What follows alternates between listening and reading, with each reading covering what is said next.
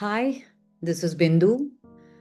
Join me as I explore the extended essay through a six-part series of Chat by the Fireside conversation, one question at a time. Now, we all know that extended essay is an integral and essential part of the IB core component of the IB diploma program. What IB is trying to do here is to take the student learning beyond just the content and concept and give them the exposure to research, inquiry, and independent thinking. Now, over the years of my teaching as a teacher and as an extended essay coordinator, I've seen students face variety of challenges, whether it is to arrive at a choosing a right topic or frame the research question or even come up with an appropriate methodology. Sometimes the entire journey seems extremely challenging. So the six-part series is largely to reflect upon those challenges and share some ideas and experiences that may be of help. So I'm kickstarting this six-part series with my very first, which is choosing a right topic you still care about.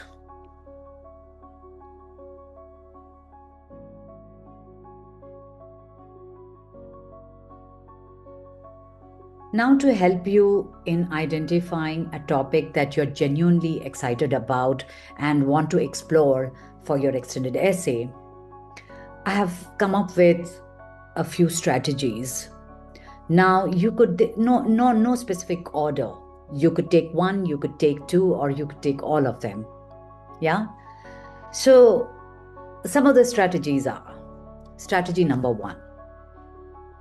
You generally should start with a question than the subject. I know some of you would disagree with this because over the years I've seen students come running to me and saying that, oh, I love biology, and so therefore I'm going to take the extended essay in biology, or I like psychology, or I like economics. Yeah, so that's generally how students approach the extended essay.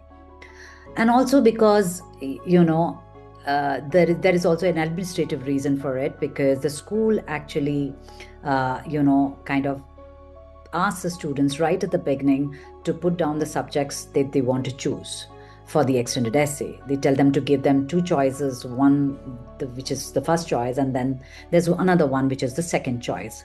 Now, the reason for why the school does that is for more for administrative reasons, so that the teachers can then be allocated uniformly across the students. Now, but I would say that I still stress upon this and say that you should start with a question and not the subject. So why the question?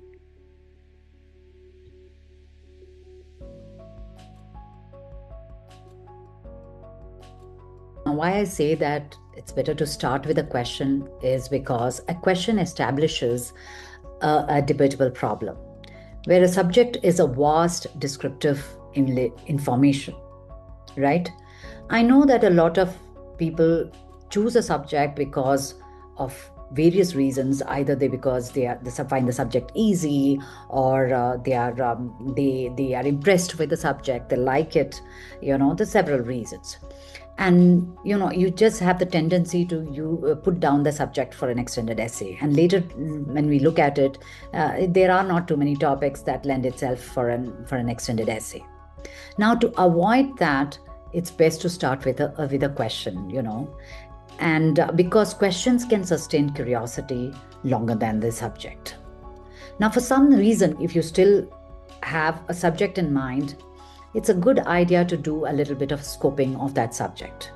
And one very testable framework for that is a simple mind map. Very, very simple mind map. This is again as I said, it's a very testable, tested framework, wherein it's for example, you like biology, you like a subject, identify some areas that you are interested in, say human physiology, or it could be other subjects, other areas as well. And within that area, are you curious about or any phenomenon, right? Then maybe you could list that down, right? And And then you can take that forward into some kind of question, either a how or a why or to what extent. Now I say phenomenon because I'm actually looking at towards leaning towards science and biology, uh, possibly, but it can be even an event or a process that you are curious about. So if you apply this formula, right, well before you choose your subject, you are actually done a bit of a scoping, So there are areas from which an a good topic can emerge. Rather than just blindly saying that, oh, I love this subject and so therefore I want to do an extended essay in it, you know. So this is quite a good framework that all of you can apply and come to some sort of an understanding of what area would you like to work on and what kind of a question would you go to take it forward. It's not necessarily a research question, but just identifying some areas from which a topic can emerge.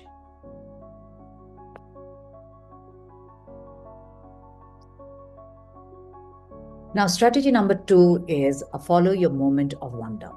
Think about a lesson that made you curious, an article you couldn't stop thinking about, a result that surprised you, or a phenomenon that you wanted to be explained.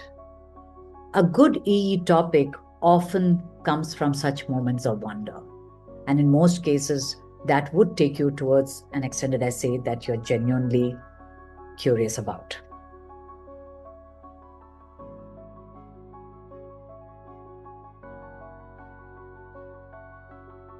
There is certainly nothing wrong in saying that I love biology and so therefore I want to do an extended essay in it, or I love economics and so I therefore want to do. It could be also a good start point, but it's not a topic as yet, right? So what is the way forward? Now, the way forward, in case you have already chosen a subject, it would be to use the same framework that I spoke about earlier. Subject, area, phenomenon, question. For example, if it's biology, right? I like biology. And in biology, I love human physiology because that's the area that interests me. And it could be many. Just giving one example here. Within human physiology, I like, exercise recovery is a phenomenon that I'm curious about. And therefore, my question could be as to why athletes recover faster than non-athletes.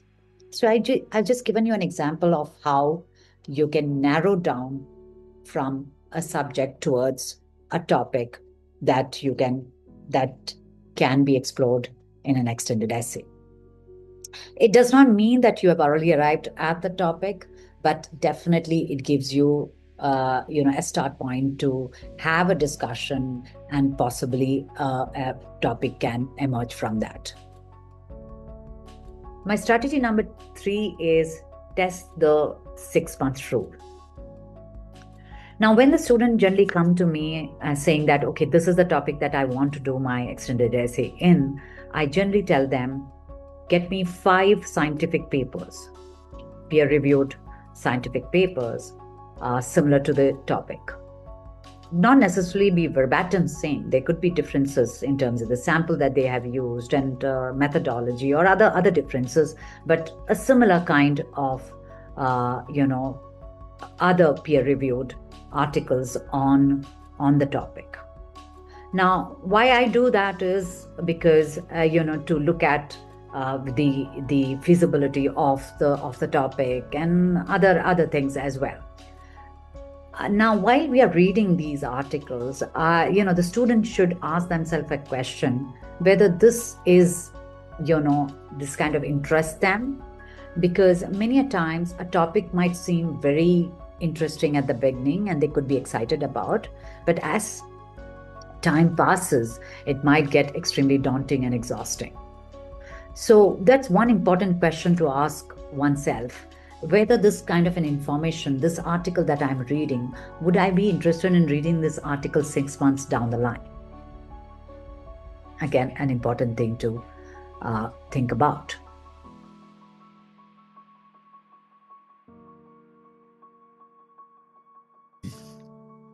Strategy number 4, look for puzzle. Research is often about unresolved questions. But then where do we look for these puzzle or unresolved question? My answer to that is puzzles are rarely found in isolation. They emerge from reading, observing, generally being curious about differences, contradictions, and unanswered questions. The more you read, the more puzzle you begin to see.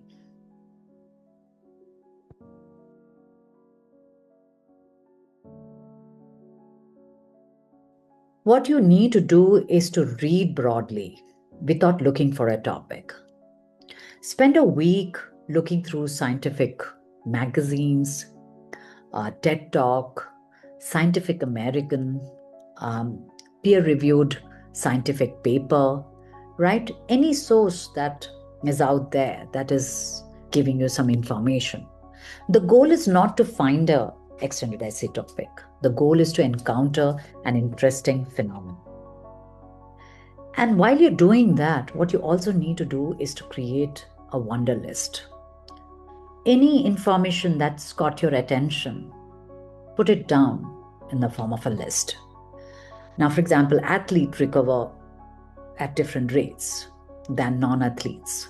Heart rate rises before an exercise, or sleep affects reaction time. I'm just listing down a few. You are not there at the research question as yet. You're just making an observation. While you make these observations, what you can also do is look for some signals of puzzle. Things like differences, this better than that, So differences, contradictions, one article is saying something, another article is saying something else. Unexpected results, patterns, right, are a good start point, or these are important signals that can give rise to a good extended essay topic. There is also a very well-known framework which you can apply as you make these observations, which is called asking the question why. As I said, it's a very well-tested, framework. Now, sometimes the real research topic lies well below the observation, 2 or 3 layers below the observation, right? The observation may be just at the surface of it. So when you ask this question, why question, over and over again, sometimes you would be able to dig deeper and go much deeper into that observation. To give you an example here. Now, why do athletes, the observation is athletes recover faster than non-athletes.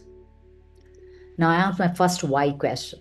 Why do athletes recover faster than non-athletes? They have a better cardiovascular system. Now, why do better cardiovascular system help you in recovery? Now, the better cardiovascular system help in delivery of oxygen, right? Better delivery of oxygen could be the answer to that. Now, why does better delivery of oxygen help you in better recovery? The better delivery of oxygen will reduce physiological stress. So what I've done is I have asked a series of why questions, and I've landed up in something which was unknown at the start of it, right? I found a connection between physiological stress and recovery rate. So that is also one of the framework that you could apply to get to the deeper understanding of an observation. And that would possibly take you towards the topic that you would take up for your extended essay.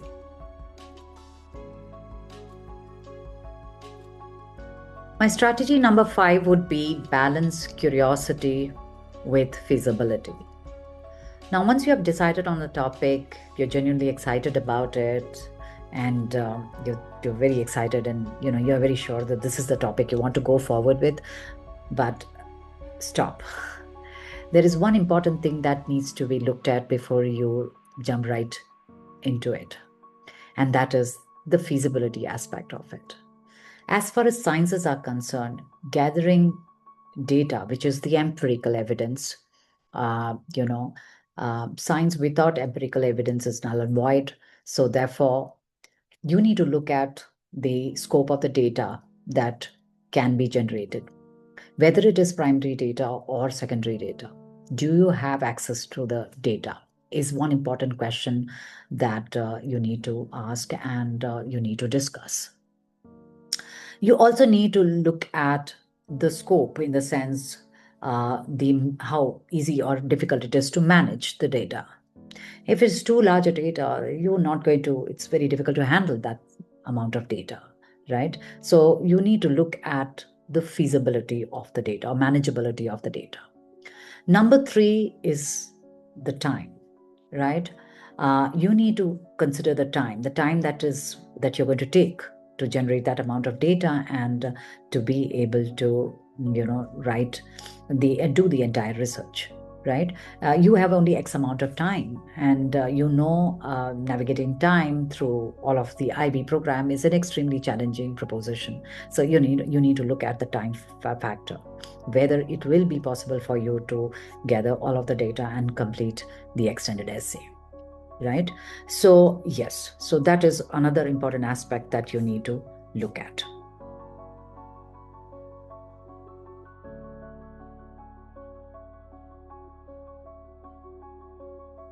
Strategy number 6 is talk before you commit. It's important that you have a conversation with your supervisors. Of course, that is something that you will most certainly have, but you should also have conversation with anyone who could be connected with the topic. It could be a family member, it could be a friend, it could be a teacher, just could be anybody else, right? For example, if I'm doing in human physiology and I'm doing on cardiovascular system, and I have someone I know who's a doctor, I would like to go and just have a little discussion chat with him, because that would give you a little more insight into what you're trying to do, and it will tell you a little more about the scope or the feasibility or the amount of data that one can generate, various other details.